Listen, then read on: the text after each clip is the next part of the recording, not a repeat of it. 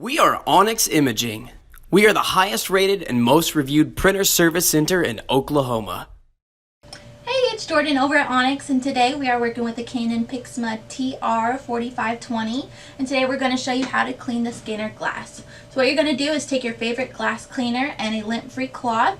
You're going to pour it on there, just a little spot, however much you need. You don't want to pour it directly on the glass because it seep down in there and mess things up. So once you have it on your cloth, just wipe around, get it nice and clean. This helps if you're seeing spots or dots on your copies whenever you're scanning. Otherwise, that should fix it.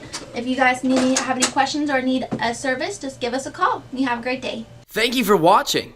If you're interested in how you can receive free labor on all of your service calls, as well as how to qualify for free printer upgrades, contact us today. We are here for all of your printer and office supply needs.